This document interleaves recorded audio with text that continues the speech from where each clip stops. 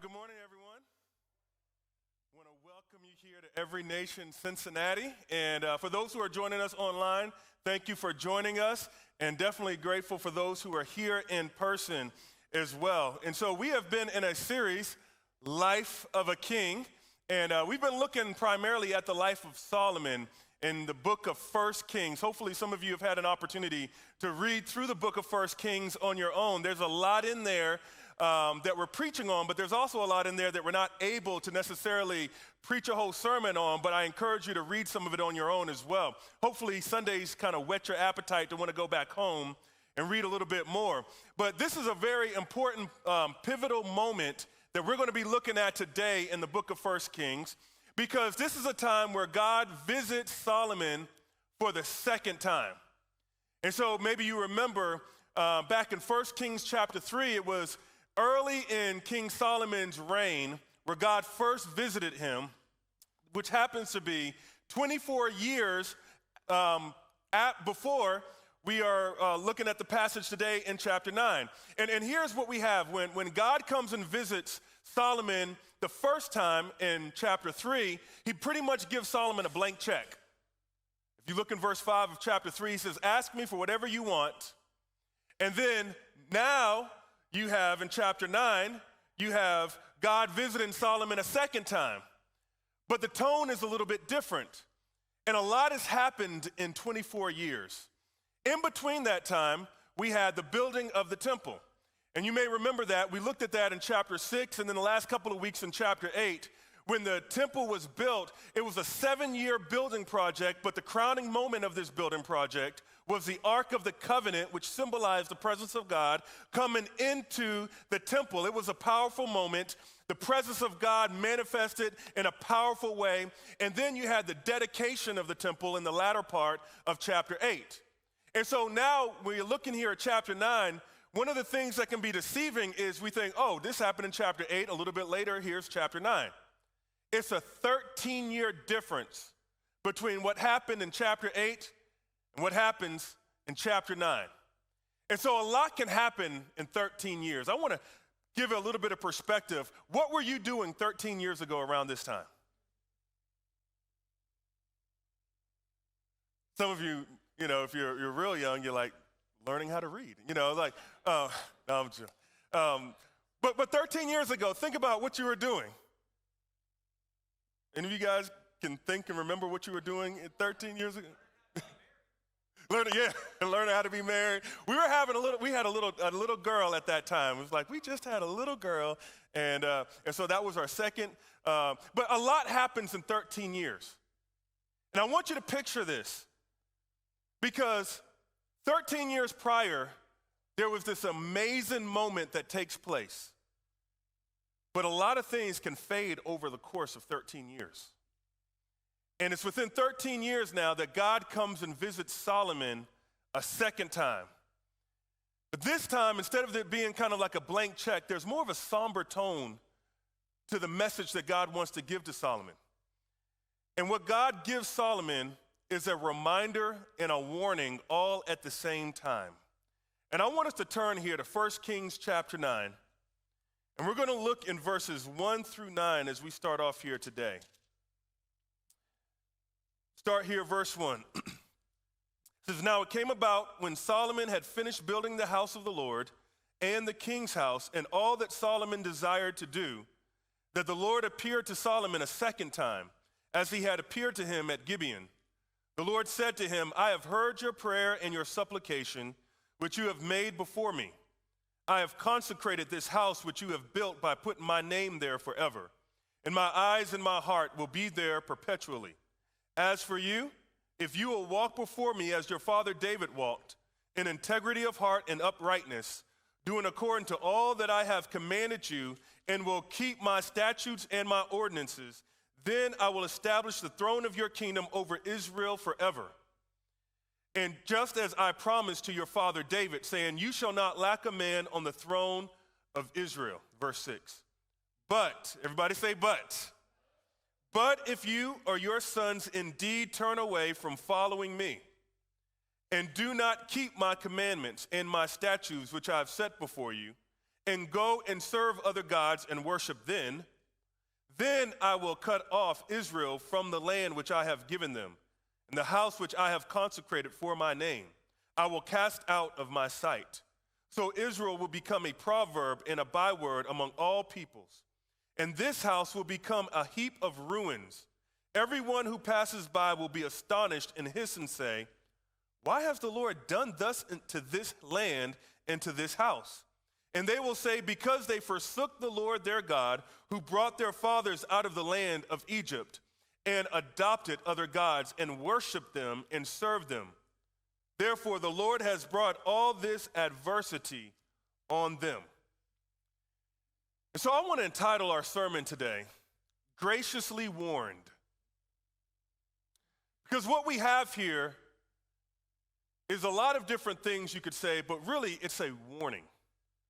And I believe that one of the greatest ways that God chooses to love us is in the way that God chooses to warn us. I'll say that again. I believe that one of the greatest ways that God chooses to love us is in the ways that God chooses to warn us. Graciously warned. Let's pray. Heavenly Father, I'm just grateful for your word. I'm grateful for your love. So God, I pray that you would speak to us in a way that only you can. Lord, help us to hear even beyond how well I can articulate a message. God, I pray that you would help us to hear you, because we need to hear from you. Thank you for loving us enough to speak to us. In Jesus' name, amen. You know, growing up, I had a couple of different types of teachers when it came to tests and exams. You had the one type of teacher that whenever you would take a test, it was a little bit of a surprise. You didn't know exactly when the test was coming, and you didn't know exactly what was going to be on the test. You knew that, okay, I know I'm supposed to read this textbook, but I'm not even sure if I'm reading or studying the right section. Any of you guys had classes like that where you're just like, I hope that I am studying the right thing. I know I'm in the right subject, and I know that this is the textbook. I'm not sure what I'm going to get. I'm not sure what's going to be on the test, but maybe if I just kind of read around this area, I'll succeed. But then you had another type of teacher when it came to exams and tests. You had the ones that were like, I'm going to try my best to make sure that you succeed on this paper or on this test. Here's what's going to be on the test. Read this section of this textbook, and the test is going to be next week. Some teachers will even go as far as to give you a study guide. How many of you guys appreciate study guides? I appreciated those study guides. And they basically tell you, listen, if you want to succeed, learn this information, you'll do well. If you don't know this information, you're not going to do well. And so if you find yourself after the teacher has told you what was coming up on the test and you still find yourself failing, it is not because the teacher is mean. It's not because the teacher just had it in for you. It's not because the teacher was unreasonable or they're a bad teacher. It's because of you. You have failed. This is for all my teachers and educators out there. This is because you know you get that call from the parent that says, why did my student fail? Because I gave them a study guide that they chose not to pay attention to, and it's in the bottom of their book bag, crumbled up. And I've tried to help them. So if you have failed, it is not because someone has failed to give you information or someone had it out for you. It's because you did not heed the warning or the information that was provided. When I think about the God that we serve, God is not a gotcha type of God. I don't believe that God's goal is to kind of surprise us and just kind of leave things a little bit ambiguous so that when we get to the end of our lives, it's like, surprise, you didn't know to study for this, but I got you. You're going to fail. God is not like a teacher that gets some inner joy out of causing us calamity. I don't believe that is the God that we serve. I believe God wants us to succeed more than we want to succeed. I believe God wants us to be blessed. I believe that God wants us to be able to have a strong, vibrant relationship with him. but God gives us warnings. And I believe that it is not God being mean or God being unkind or God being unloving. I believe one of the most loving ways that God demonstrates his love for us is in the way that God graciously warns us. And that's why, as somebody who has the privilege of preaching God's word, I am not doing anybody any favors if I try to minimize sin. I don't do anybody any favors if I try to act like God is pleased with something that he's not pleased with. I am not doing anybody any favors by me just saying, let me just kind of pick and choose the easy parts to preach from, and let's skip over the hard parts in the name of love. That is not God being loving, and that is not me being loving on behalf of God. Because one of the greatest ways that God chooses to love us is in the way that God chooses to warn us. And so when we look here in chapter 9, what we have here is a warning from God. God is warning Solomon, and it does not say this in the text, but I want you to understand that this is a couple chapters prior before things in Solomon's reign begin to turn left. Now, I don't want to give the spoiler alert, but there's some things coming up in the next couple of chapters that we got to brace ourselves for. But I believe what's happening here is God is visiting Solomon 24 years after the first time he visits Solomon, and he's given him this reminder and this warning. So let's see what God has to say to him here, starting in verse 3. It says, the Lord said to him, I have heard your prayer and your supplication, which you have made before me. I have consecrated this house which you have built by putting my name there forever, and my eyes and my heart will be there perpetually. Now, this goes back to what we were looking at in chapter 8, when Solomon was praying in the dedication of the temple. What was going on here is that Solomon was praying, God, would you look towards this house? God, would this be a place that we could always come back to, that we know that we're being heard and we can be helped, we can be healed? He is calling out to God, and God is letting him know, even though it's been several years since Solomon prayed that prayer, that God heard him. I want to let you know today that if you've prayed prayers and it feels like God has been silent, and it feels like God has not been hearing you, that God has not been sleeping at the wheel, God has not been taking a nap, God has not even been dozing off, God is hearing. And God is letting them know, listen, I've heard your prayer. I'm not only going to put my name there and be listening for you, I'm going to put my heart there perpetually. But then he goes a little bit further here in verse 4. So that tells us in verse 3 that God's desire was to be in relationship with his people. So what comes next is not from a place of God is looking to kind of show you what's going to happen. God is not trying to bash them. He is letting them know, listen, I'm going to give you two possible pathways. This is what's happening here. One pathway is a pathway of here's what a successful path is going to look like. Here's what a blessed path is going to look like. And on the opposite end, here's what a path that leads to destruction is going to look like. You're not going to have to guess. You're not going to have to wonder. You're not going to have to think maybe or maybe not. I'm going to make it real clear. And the way that God does this is he uses an if-then type of wording to help him. If you do this, then this is what's going to happen. But, remember I had you guys all say that together?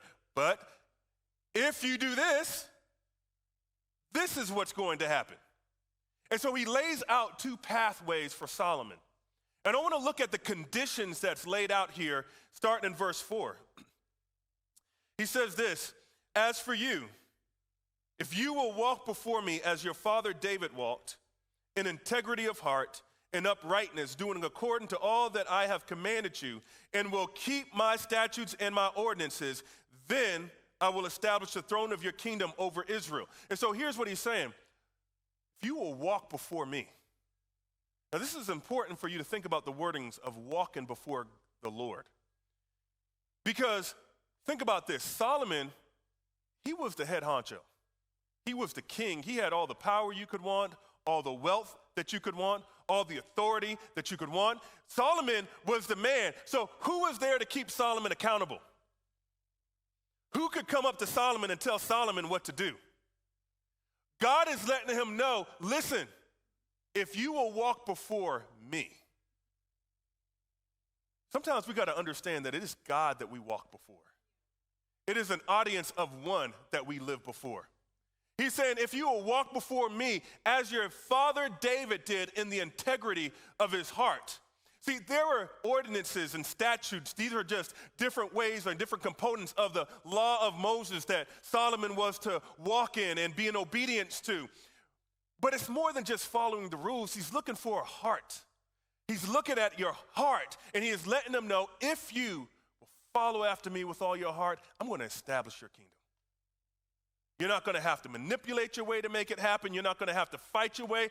I'm going to do it. If you remember, going back to the beginning of Solomon's reign, it was God who put him in the position. Solomon didn't have to make it happen. Solomon only had to obey God, which is a good word for some of us. We're trying to make it happen.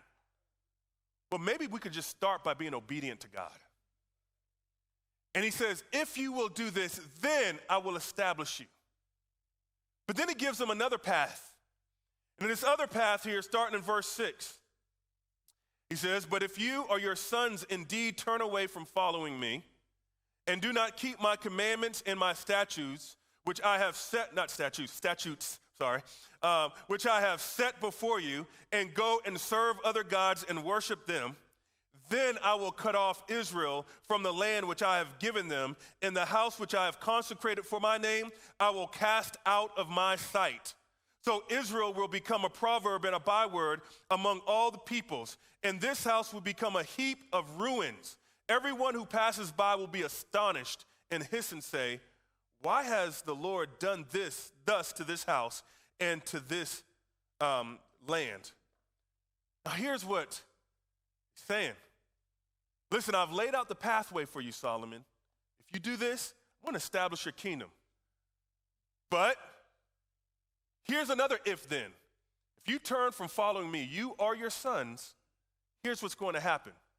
See, as great as the temple was, remember, this was a huge 7-year project, one of the grandest edifices that anybody had ever seen during that time. But as great as the temple was, it was going to be nothing if God wasn't being honored in the midst of it. And so he's letting them know, hey, this is where I'm telling you to do. And he's letting him know, here are the consequences. In fact, when he's talking about being taken away from the land, that actually happens generations later in the exile. You have, you'll see this here with Rehoboam, his son, down the road, where the kingdom of Israel is split into two. You have the northern kingdom. They're taken into exile by the Assyrian army. No, they're basically invaded by the Assyrian army. And then you had the southern kingdom of Judah, which is taken into exile about 586, 587 BC by the Babylonians. And so he is actually letting them know this is what's going to happen. So you won't have to guess, this is what's going to happen. And he's letting them know the consequences. And one of the great things that God does here is he helps them to understand this is what it's going to cost for you to disobey. There is a cost to following God, but there's an even greater cost to not following God. And one of the worst things that we can do is try to underestimate the consequences of disobedience to him. This is what we find happening in the Garden of Eden, right? When Eve is being tempted by the serpent, who is Satan, and as she's being tempted, then she's letting them know, no, we're not supposed to eat of this because we're going to die. What does the serpent respond back to her? The serpent says to her, you're surely not going to die. Did God say you're going to die? Oh, God, he's just kind of uptight and, he makes a big deal out of everything. Listen, don't worry about it. It ain't that big of a deal. I know God doesn't love when you do this and disobey him, but nothing's really going to happen to you. That was one of the great lies from the very beginning, was God's really not going to do anything about the fact that you're not following his commands. And in the same way, what we find here in 1 Kings chapter 9 is that God is letting him know here's how things are going to play out with disobedience. And I think it's one of the most loving things that God can do, because sometimes, if we're not careful, there's things in us that can destroy us if we do not take heed to God's warning. You know, I can remember just last week, after I was leaving church, I had my youngest with me. We were heading somewhere to a friend's house, and as we were driving, and I asked my son if I can use this story. He said, it's fine. But I can remember as we were driving, he apologized because he had left a biscuit in the back seat of our car. And I was thinking, that's interesting, because we've not gone anywhere where there's biscuits in a long time. I mean, like, it's been weeks since we've stopped somewhere where you would have had the opportunity to have a biscuit. And come to find out, in the back seat of my car, which maybe you guys are more righteous than me, but I don't always check the back seats of my car. I just figured I didn't put anything in them, so probably nothing in them. But I do have kids. And I know that lunch is happening pretty soon, so I'll just say that there was this thing that was pulled out from the back seat of my car that was not in the same original color that it was in when it first gotten. And come to think about it, I had been driving weeks. I know. With this thing in the back seat of my car. And you know what's even more scary? I probably would have continued to drive for more weeks until there would have been an odor that would have been like, okay, we got to go and just fumigate this car. Something is going on in here. Now, I know that probably few of you have ever experienced something like that before, but I want to let you know that it is possible that throughout our lives, we can be carrying stuff that is gross, that is damaging, that can cause this stench from our lives to come if we don't check the back seats of our lives sometimes. And what God will do in his love is that before that odor starts getting out, he'll check this thing in your life right here. There's an attitude that you have that I want to get at. There's some lust in your heart that's been festering there, and it's going to start causing an odor. You've not seen damage yet, but if you allow that thing to linger, there's going to be some damage, and I'm trying to warn you before everybody else starts smelling it. And God, in his loving kindness, will allow us a divine, gracious warning. Now, I want to talk about some things that begin to happen in our lives when we take heed to God's warning. Here's the first thing, is that when we take heed to God's warning, it keeps us from drifting. It keeps us from drifting. Now, I've said this a couple of times, but I just want you to keep this in mind. In chapter 8, there's this grand moment. You have the Feast of Tabernacles that has taken place.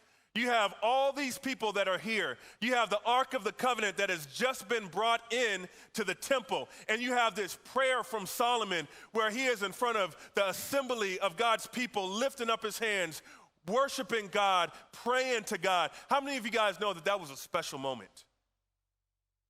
But 8 years had gone by since that moment. 12 to 13 years. It took about 13 years to build the palace.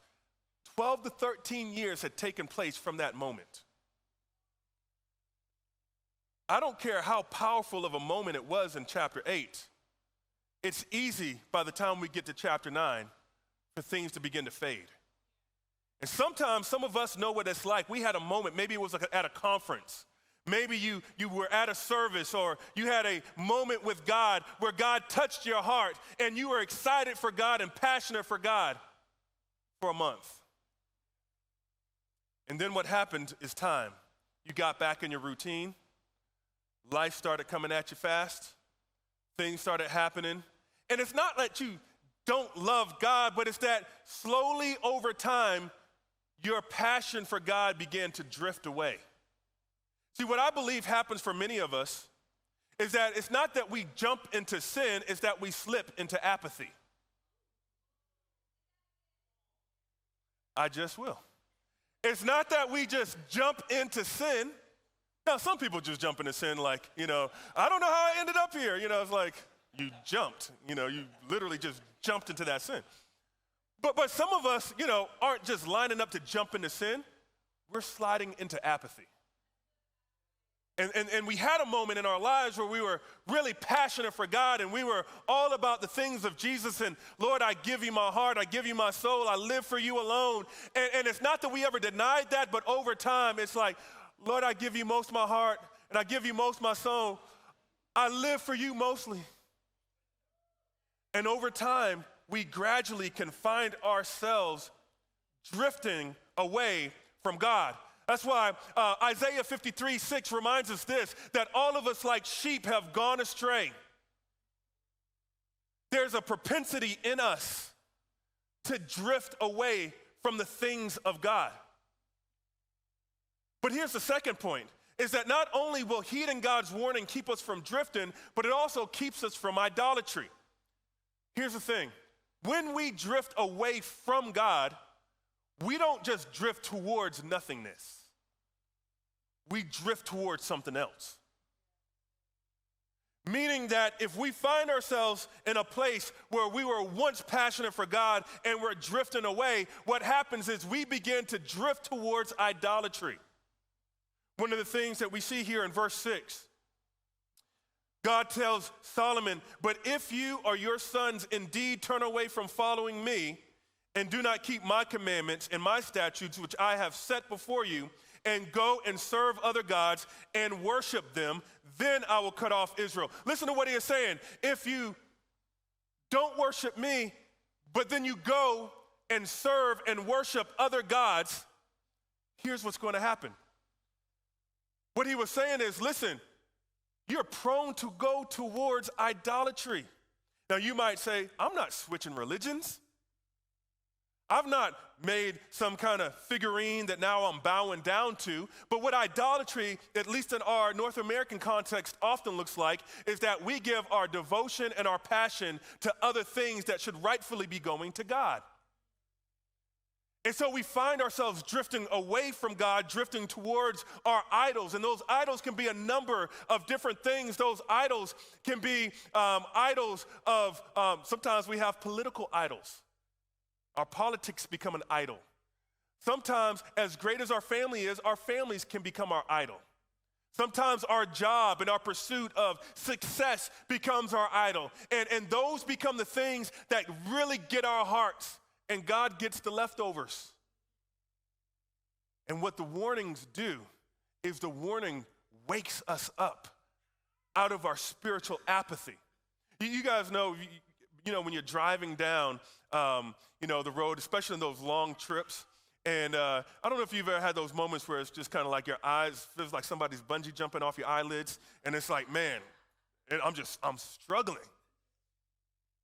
And then you start kind of going off to the road. What happens? You hit those rumble strips. You guys know how those rumble strips sound, right? It's like, oh. Now, could you imagine someone, man, I'm just annoyed by the sound of the rumble strips. It's an annoying sound. And by the way, it doesn't make the road look prettier. I don't even like how they look. But you know what? There's something that's more important than how it looks. It's something that's more important than whether or not it's annoying. It's about trying to save your life. And I believe that God puts rumble strips around our lives sometimes. That's why I believe that it's important for us to be connected to the people of God. Now, sometimes God's people are encouragement, but sometimes God's people are like rumble strips in your life. Yes, it might be a little bit annoying, and yes, I won't say it looks a little bit prettier. Yes, there's some inconvenience to it. But if you remove the rumble strips, then you're in danger of going into a ditch. And so God gives us warnings through his word, and God gives us warnings through his people to kind of keep us from going astray, because we are desperate to have to heed God, because all of us are prone to stray. And so here's what happens. His warning keeps us from drifting. It keeps us from idolatry. Here's the third thing. It keeps us from forgetting. What is it that we're prone to forget? We are prone to forget what's really at stake. See, when God is talking to Solomon, he is letting Solomon know, listen, if you or your sons stop following after me, notice this, there's generational impact. It wasn't just about Solomon, it was about Solomon and the generations after Solomon. But then I want you to look at this in verse 7 of chapter 9. You guys still looking with me, right? In verse 7, here's what it says. Then I will cut off who? Israel. Hold up. So Solomon, if you sin, or if your son sin, then I will cut off Israel. That seems kind of like, it would make more sense to me, right? Solomon, if you sin, I will cut you off. We feel a little bit better about that, especially in our very individualized Western society, right? We like, listen, it's just about us. My sinning has to do with me. But what the implication is that no. Your following or lack of following will have a generational impact and will have a national impact. The cost of sin is always greater than just the sinner. The impact is greater. It's like when you have a test, when you're just doing an individual assignment and you don't do your work, guess what? Your GPA fails. But if you've ever been in a group with somebody else and you've ever had a group assignment and you have somebody who's not holding their end of the bargain up, it's like, I might still get my grade, but now I'm impacted by you. And I'm not trying to build some weird theology here that's saying that we go to heaven based on someone else's sin. I am not saying that. But what I am saying is this, is that there's a lot more at stake than just your own life when it comes to following God. And I believe that if we forget what's really at stake, it was a covenant promise that God made a generation earlier that was at stake with Solomon. Here's the question for you. What's at stake in your life? Who's at stake in your life?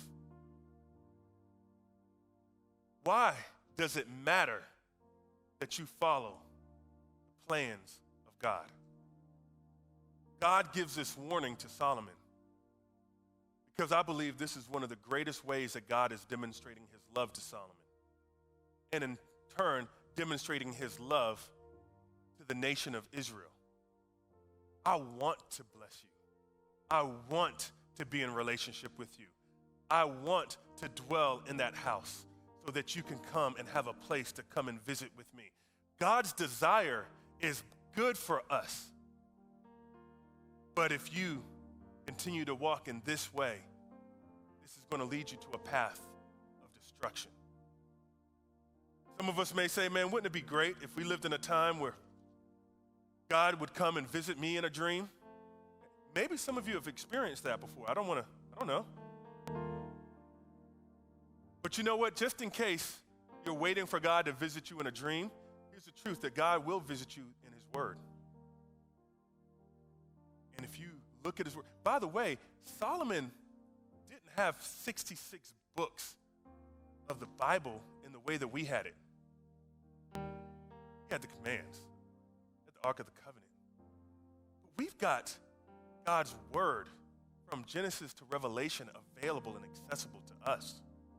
And it's through his word that he gives us his gracious warning. Now, here's the thing. You look a little bit ahead, and some of you may have been reading a little bit ahead in 1 Kings. What you may notice, 1st and 2nd Kings, is that no king really lives completely at the condition and standard that God sets.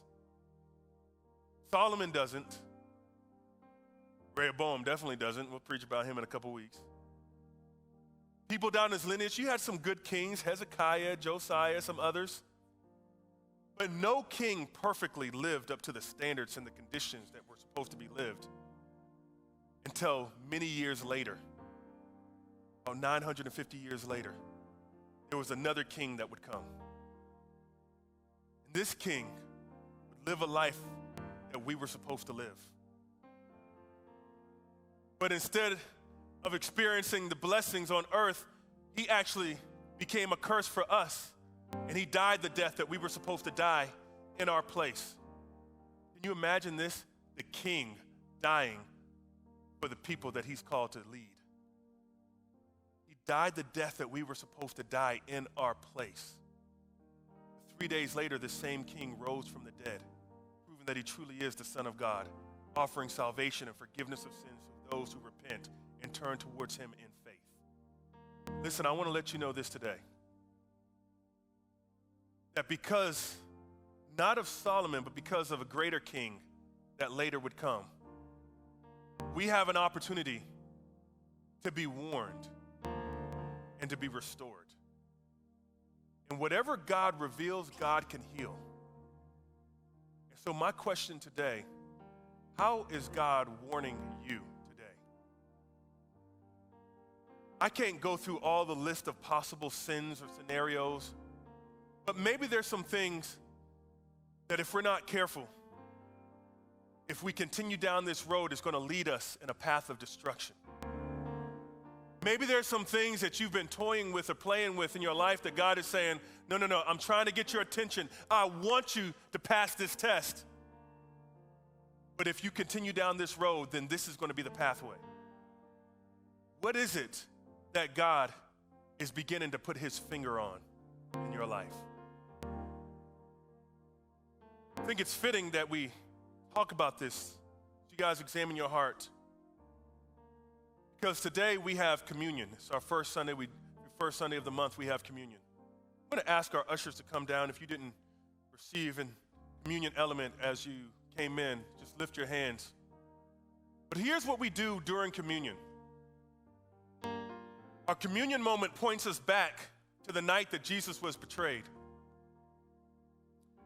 And in that communion moment, we are to remember what it is that Jesus Christ did for us on the cross.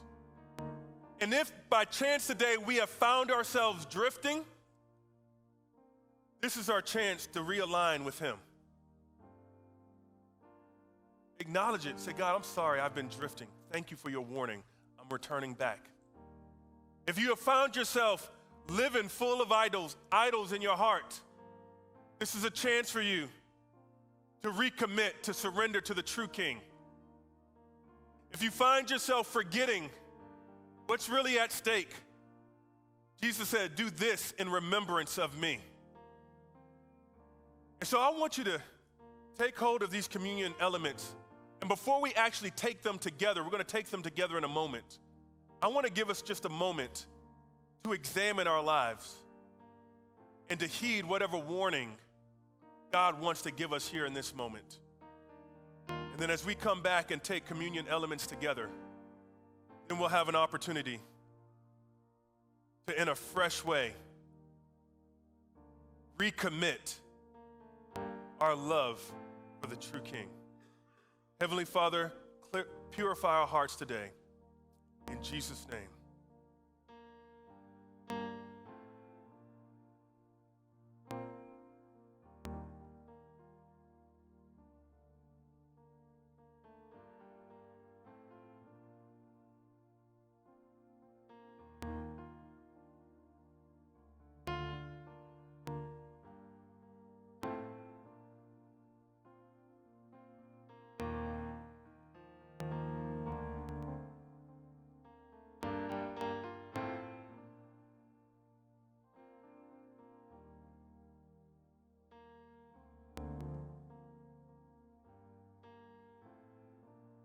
In the night that Jesus was betrayed, he took the bread and he broke it. He said, this is my body which is broken for you. Take and eat in remembrance of me. Let's take the bread together.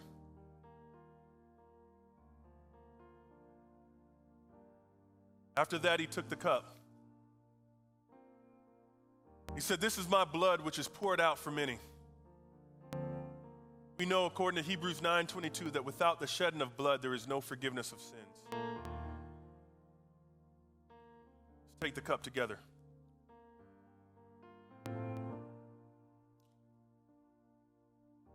Lord, we thank you for the sacrifice that has been made. We thank you, Lord, that you love us enough to warn us and to help us. Lord, as we take communion today, we point our affections back to the true King. We thank you for your grace and your love. In Jesus' name. I want to just to end today with this song that we were singing a little bit earlier during our time of prayer. And by chance, if there's business with God that you still need to do, or maybe you're saying, you know, I'm right with God, but just in a fresh way, I want to recommit my love for him. This is an opportunity for us to do that as we get ready to close. If you want to stay seated, if you want to kneel down, if you want to come up front, you're welcome to do whatever God leads you to do in that way. But I want us in a fresh way to recommit our hearts to God together.